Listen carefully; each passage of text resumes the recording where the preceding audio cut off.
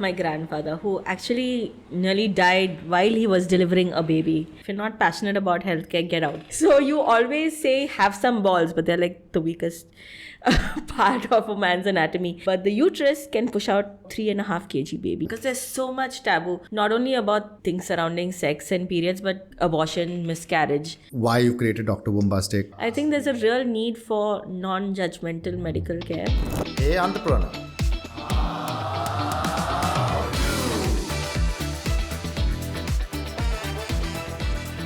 This doctor has delivered over 3,000 babies.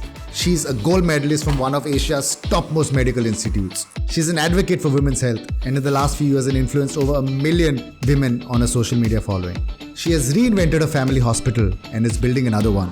She's a TEDx speaker and an awesome mother to 3. Introducing Dr. Deepti Pinto Rosario, an inspiration for women all over India. Dr. Deepti, welcome to our podcast. Hey Entrepreneur, how to? Thank you so much, Floyd, for that kind introduction. So in today's podcast, we want to know, how do you do it all? How did you reinvent your family business? How do you manage work-life balance? How do you build another hospital? How do you inspire women from all over the world? We want to know it all. And thank you so much for coming onto our podcast. And I want you to treat this as a conversation between two friends. Because we're friends, we're old friends. Because we're friends, yeah. And I delivered your baby also. Yes, that Adam. was one of the high points, one of my The greatest highest point. honors. Yeah. Super. So it's an absolute pleasure. So to start off, my name is Floyd Tavares, co-founder of Branding Consulting. And we have created a podcast called Hey Entrepreneur, How to dive into the minds of inspiring entrepreneurs like Dr. Deepti and find out how they do it. Tell us, how do you reinvent a family business in today's day and age? So my grandfather started our hospital, Pinto Rosario Hospital, which is the oldest existing private hospital in Goa. Besides Goa Medical College, which is the government hospital, we're the oldest. So it was started back in 1938. Wow, that's over 80 Yeah, years. yeah. So then my grandfather ran it, and then my dad ran it for nearly 50 years. And now my husband and I, we're both gynecologists. And we happen to share the same kind of passion that my grandfather and dad had for women's health. So the first thing to make sure is that you're really passionate about the business that you're trying to build and the business you're trying to reinvent. And we really knew that this is what we wanted to do. And this was a legacy that we didn't really want to let go of, but something we wanted to really build upon. So with my hospital, I think I just went back into time and looked at really what my grandfather did and why he did it. And he practiced medicine at a time when women still delivered at home with the help of dyes. You know, not all of them were trained dyes. And, you know, because there wasn't so much asepsis and things like that, a lot of women lost their babies because they couldn't get to hospitals on time. A lot of women had life-threatening infections. So he saw a need and he filled it. So I think that is the spark that I want to bring to the hospital and keep with the hospital. Look at women's healthcare, see what is needed and fulfill that need. Give people what they need. Wow, so that's such a strong purpose, or so-called passion, which actually is driven down from your grandfather, right? To your father and to yourself. Also, my hospital is kind of built in the backyard of my house. So I would see my dad walk in, walk out, blood all over his legs with, smelling of amniotic fluid. He would carry me around as a baby on rounds. So I think a lot of it was, subconscious that, I kind of grew up around it. And I just, ever since I was a kid, all I wanted to do was deliver babies. So wow. So I think in today's day and age, what makes a successful business is finding purpose in your business. What I'm understanding from our conversation and from my interaction with you in the past is you're highly purpose driven, right? So many businesses, they say when they start, are driven by money, right? But in your case, like literally whenever we spoke to you, whenever we spoke to people in your organization, when you spoke to your staff, some staff are even like 50-year-old or 40 to 50 years within the organization. Yes, they've been with my dad So for quite these are some all time. driven and passionate because of the purpose and that you as a leader and your husband bring into the organization. So we're very careful about our team as well. I mean, branding helped us, expand on our passion and our ideas and, really elevate our business. So, we really make sure that we have the kind of team members that share our passion and that bring that to our patients, to our clients, so that they know that they're getting, our very best. How do you drive purpose, from you and your husband to your team, right? And right to, your security guard, because all of them have the same smile, all of them have the same empathy towards the customer. So how do you do that? I think right from the interview process, you have to know why people do what they do. What is driving them? Is it just money, or is it because healthcare is something you have to be passionate about? If you're not passionate about healthcare, get out, go do something else.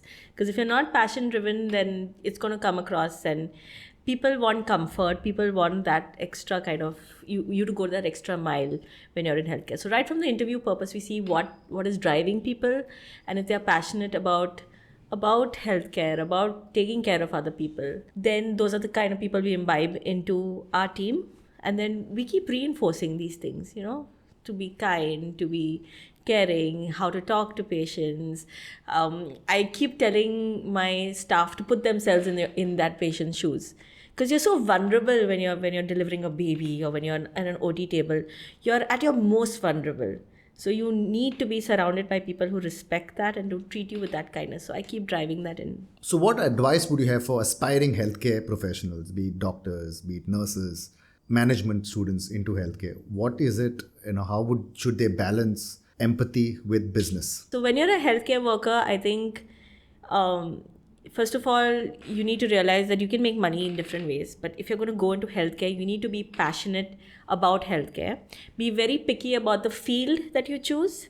So if you want to deliver babies, or if you love children, then you would do something pediatrics. Or if you care about cancer patients, then you would go into something like that. So when you're starting out, it's very important to pick the field that you want. Also try to visualize your life in 15 to 20 years. How much, work-life balance you want. Are you willing to get up in the middle of the night, 3 a.m. to deliver a baby? Or is that going to get to you? Those kind of things, do you want to prioritize your family life quite a bit over your work life? Because there are different fields that you can choose from. Talk to people who are already in the field, shadow people who are already in the field before you make up your mind. And then be very, very mindful when you pick your field. Once you're in your field, develop your skill set to the best that you can. And then again, go very, very mindfully into which branch that you need to go. So you can go either into public healthcare, private healthcare. So it really depends on what kind of life you want in another 20 years. Very, very impressive. So I remember you spoke about building your skills, right? Especially in this ever evolving field of healthcare. Technology, medicines are changing day in, day out. I've personally seen you, once during an interview or once during an appointment, you were studying, right? So while you were doing your OPD, in between them, you were actually studying. How do you manage, right, to balance work and education, right? Because we have to be lifelong learners. So how do you do it? Because I know you love studying, you love creating content, you love spending time with family, you love being with your kids, you love being in the hospital. How do you balance all of this? So with studying, I think what most doctors do, if they see an interesting case, they go back and read about it, see if anything news come up, that kind of a thing. Also, we have our regular, we have something called continuing medical education. So we have to go for conferences. We have to kind of keep learning. Oh, is it? Yeah. You can't renew your medical license. Every 5 years, you have to show that you attended these many conferences. You gain these many skills. You made the effort to learn. Because if you don't, then you just fall behind and you're practicing medicine that's obsolete. So you have to be passionate about it. And I think if you love the field that you're in, you'll want to know more, right? So I think that works for me because I love obstetrics. Everything drives down to passion. Yeah. Right? Coming to something that you're really passionate about. I remember this conversation. I want to start creating content. I want to tell everyone. Right, you're the one who pushed me to start Dr. Bombastic. I go back and start today. And I did. Yes, you did. Yeah. So just to give you a background, doctor runs a 16-hour schedule in a hospital. And in between that, she wanted to educate her customers on women, on myths that's around, myths about education, sex education, myths about pregnancy that women were scared to talk about. Yeah. Right, so she So more wanted to than create myths, I wanted to break taboo, I break think, taboo. because there's so much taboo, not only about things surrounding sex and periods, but I mean, things like abortion, miscarriage. People don't even talk about those things. So that was my primary aim, and to empower women, make them feel less alone. Wow. So tell us, how did you start your journey and how to build a strong personal brand in today's day and age? So I think I thought very carefully how I want people to perceive me. So as a medical professional who's into healthcare, I'm very clear about why I wanted to go on social media. So So it starts with the why. yeah, so I wanted to go on social media to educate and empower women. Like, I don't know if this is the right thing to say, but financial gains was not my primary outcome. Okay, Absolutely. I still don't do brand deals. It's just something I don't believe in. I mean, if I want to talk about something that I'm passionate about, I feel like that people shouldn't have no doubt that I'm doing this for the greater good. They shouldn't think that I'm kind of marketing something. Absolutely. So I don't know if that's the right thing to say, but yeah. So also, I want people to see the real me.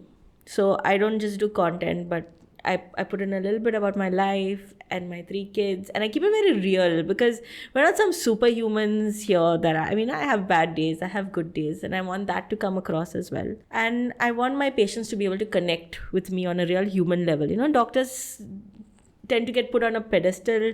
People tend to be afraid to ask questions to their doctor. They tend to be very, one step back when they're with their doctor, and they don't really get to completely clear their doubts, and then they go Google stuff. So I wanted people to be able to really trust me. So if I put my face out there and I put myself out there as a real person and a real human being, I thought that would help a lot of people. Wow, that's powerful, because I know, I've seen for a fact the number of people that message you, their personal, problems on Instagram, through your polls, through your I ask think me. there's a real need for non-judgmental medical care, and people need to be able to tell their doctor anything, right?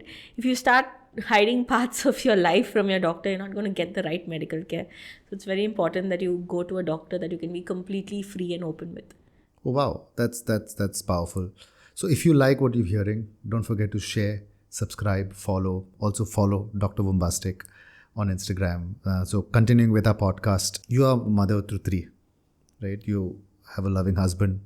You're running a hospital. In Husband and business partner. husband and business partner.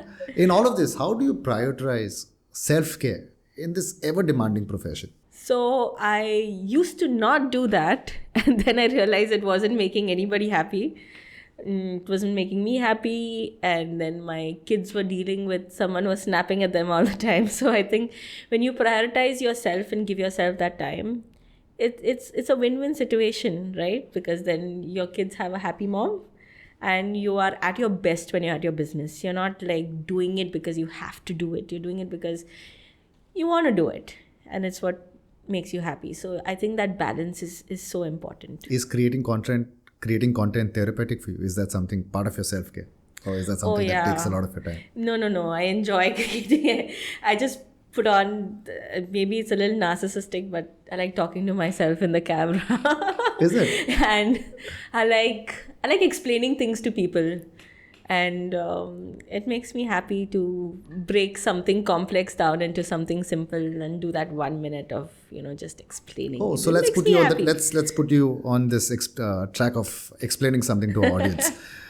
What has been probably the most common question that you get asked, possibly about puberty in kids? Explain to us, some of your most common, questions that you get asked, So, our audience can know so about most that. of us parents are millennials now, right? So, Yes. so we think a lot about what to talk to our kids about and things like that. Not so much when we were growing up. Puberty was just a little bit of a surprise to most of us. So most parents these days are quite they think about how to talk to their kids about puberty, how to introduce their kids to puberty. And I think that's so important. So that's a very common question I get. How do I talk to my kids about puberty? How do I talk to my kids about sex?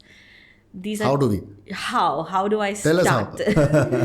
So I think it shouldn't be one major conversation. It shouldn't be, okay, let's sit down, these are the birds, these are the bees, these are the flowers, this is the pollen, this is what happens. So it shouldn't be like one massive overload of information. Okay, so I think you should grab every opportunity to talk to your kids about puberty, about sex, about periods.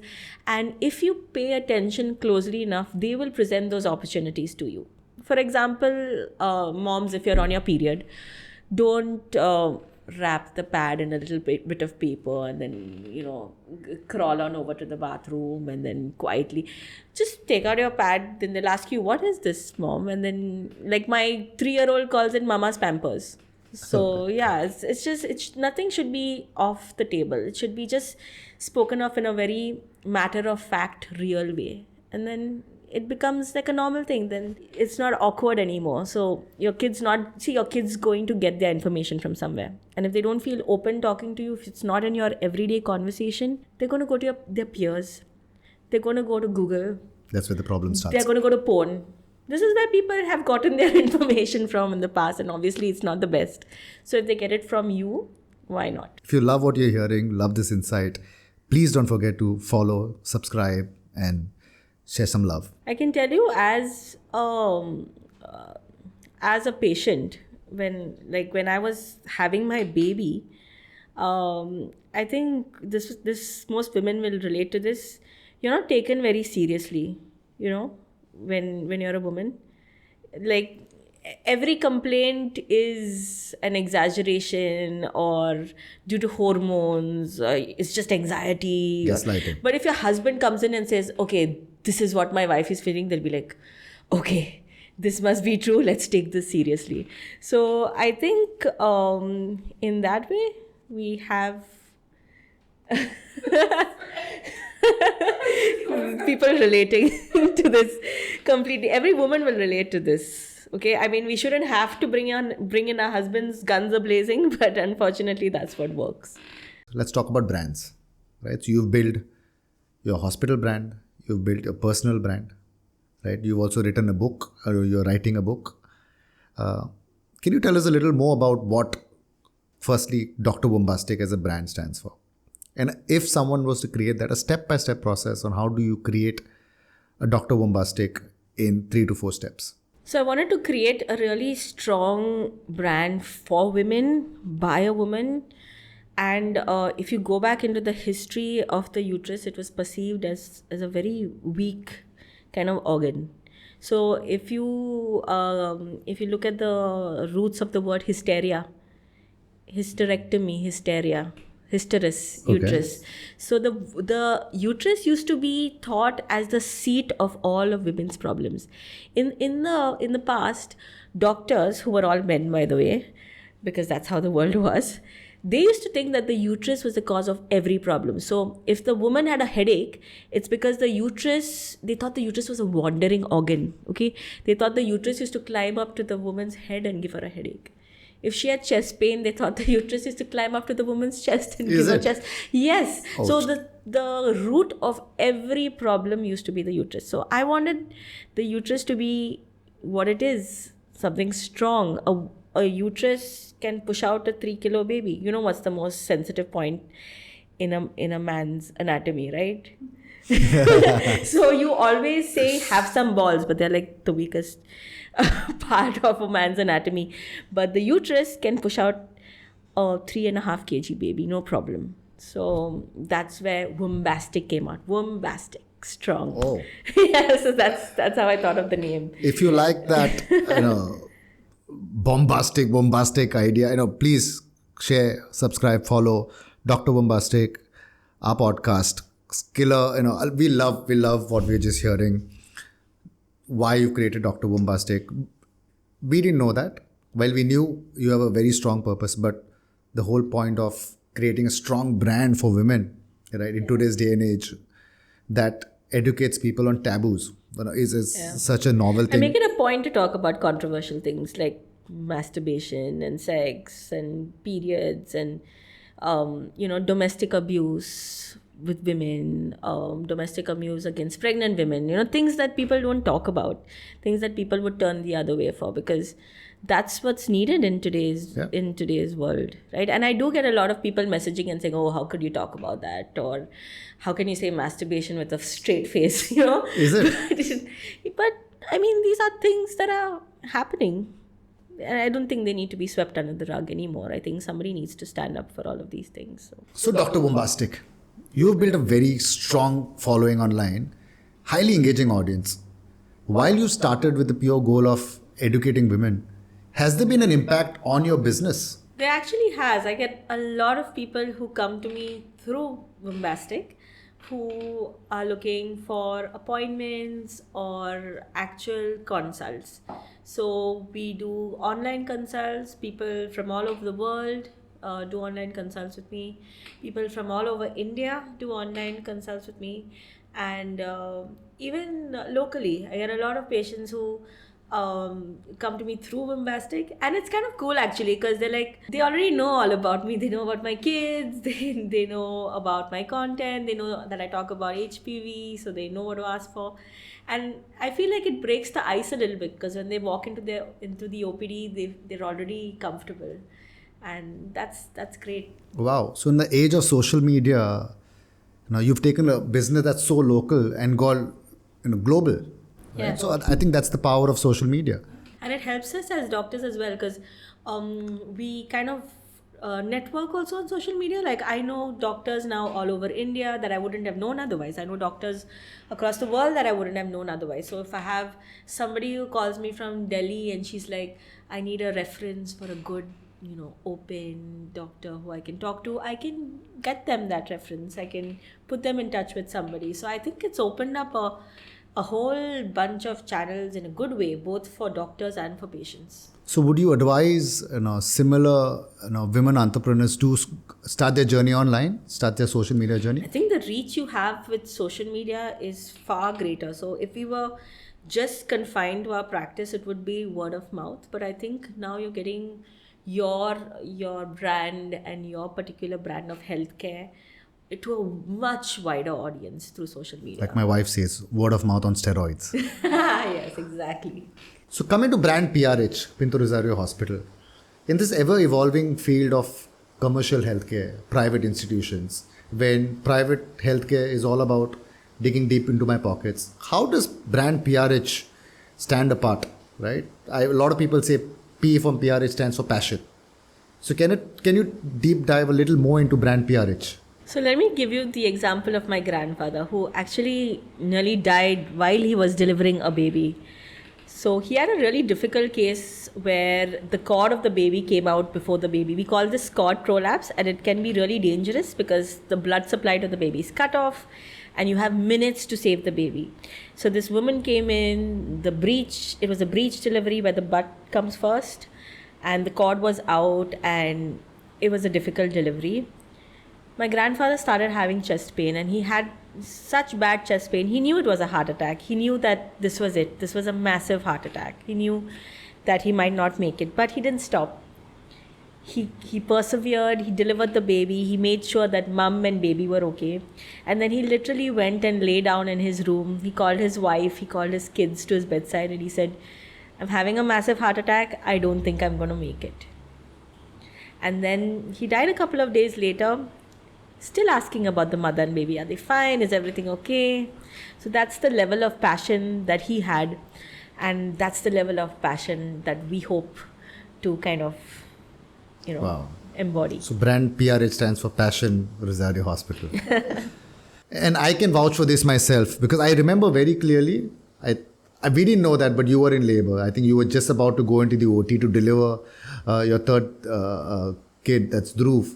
And Katya was messaging you because she was facing some facing some issues. She had some problems, and you were replying proactively, instantly. And I think the next day we got to know that you were actually replying and helping her from the hospital, because we have a timestamp that said that you were in the OT at that time, and we rechecked with your husband. So Yeah. We can My vouch for third the baby care. was a scary time. I wasn't in labor, but he just stopped moving, completely stopped moving. I woke up in the morning and he didn't move at all.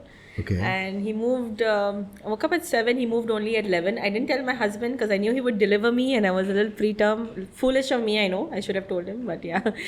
And then I waited from 11 to 3. He still didn't move. Okay. Then I told my husband, I think somewhere in between, Katya messaged, and by 4 o'clock, we delivered Dhruv, and he had 2 tight cords around his neck, and we could have lost him. So it was it was a scary time, but yeah. Oh my God. So, a lot of scary stories, but all happy endings at the end Yeah. of these stories. Obstetrics, yeah, you need to have, yeah, it's a bit, a bit of a cliffhanger. What advice do you have for the women of today? What advice do you have so that they can go beyond their boundaries and conquer whatever goal they have? I think for women who especially want to have like a family life as well as a business, try to let go of mom guilt because it's everywhere. And even if you're not feeling it, somebody will try to foist it upon you. So try to let go of mom guilt. Don't try to do everything by yourself. It does take a village, and it's okay to kind of delegate and let other people do a little parenting for you at times, or delegate things at work, both places. And just remember that it does take a village. You need to build a team, both at work and at home. It takes a team at home as well. And it's good for your kids to see you girl bossing. It's a great inspiration for them. I mean, my kids are like, mommy delivers babies. They're very proud of me. And I love that. I really love that. Wow. So girl boss, that's, we want everyone to be girl bosses going forward. Thanks to your amazing advice. Coming to a deep question, which I've always wanted answers to. Okay. How do you manage business and work-life balance working with your husband? Right? Especially in today's day and age when the women is always expected at home to be the default parent. So how do you manage that? What are the small little hacks, small little tricks to ensure that it's fun working in the hospital, and it's a fun conversation at home, and it's a fun experience with the kids outside on holidays? How do you do it? So I think husband, wife working in the same business really works. I think you'll back me up on this. Absolutely. Yeah, so it can bring you to the brink, but then you come back.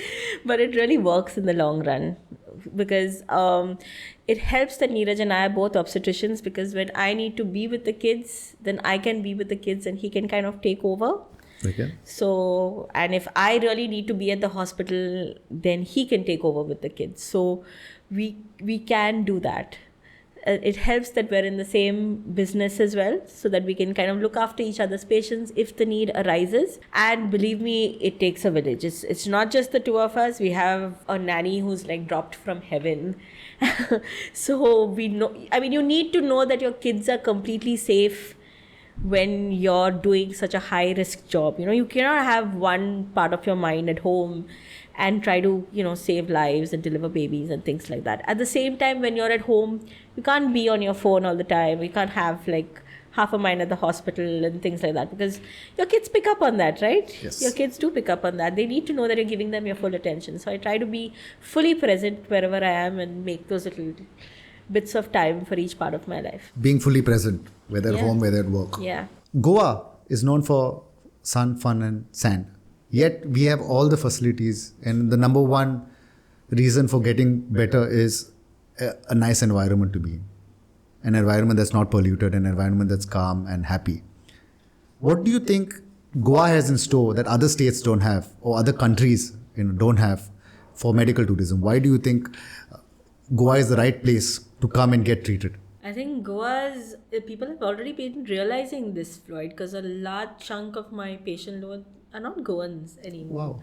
Lots of people are people who moved here in the pandemic just for work from home, and then they realized, oh my God, fresh air and open spaces and great place to raise my kids. So they've actually moved here. So lots of people are having their babies here. Lots of people have moved here. But also I think we do have a lot of good doctors here. Even the government is doing a great job with Goa Medical College. We have one of the best cardiac units, I would say, and they're saving a lot of lives. So I think we have easier channels to get through, and we have great doctors. Great access to Goa as well, with flights for almost every state of the country. And you can stay in like great places. Right, from 500 rupees a night to, Yeah. 25,000 rupees a night to Correct. 2 lakhs a night. Yeah.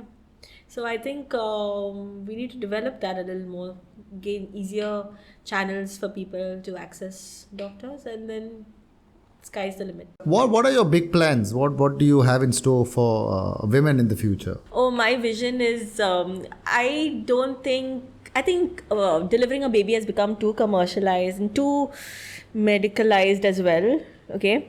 I think we need to go back to like a combination of the midwife system together with the obstetric system. I don't know why midwives and obstetricians have to be enemies.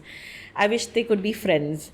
So my vision for obstetrics in Goa is to kind of combine those two things and to make an environment for a woman where she can deliver, where it's not too hospitally and whitewashed and, IV and all of those things.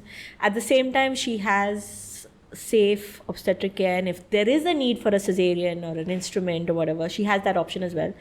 So I'm hoping to kind of, going into the future, combine these two fields and make a delivery the kind of experience it should be. It shouldn't be something scary. It should be a joyous, happy, normal, beautiful occasion in your life. Wow, that's such a noble vision, right? To make pregnancy, motherhood a joyful experience, and I think that's what everyone wants, right? It's the happiest moment of their life, Yeah. right? Yeah. So, and you bring the joy, and make it even more joyful for mothers. I think that's the greatest gift I think mankind can get. Yeah. Not only mothers, because husbands as well. Yeah. And so, thank you for being that gift to Goa and to mothers and to women, right? From educating them to birthing over 3,000 babies, that's 3,000 happy families, to creating a hospital that serves women and the general public with care and passion. And thank you for being on the show, for being on our podcast, Hey Entrepreneur How To, wherein we deep dive into the lives of inspiring entrepreneurs like Dr. Deepti. These are not just masterclasses, these are masterclasses from the masters themselves. Right? These are passion-driven entrepreneurs who we want to bring out in this podcast and introduce them to the world through our podcast, Hey Entrepreneur, How to Rock Your Business.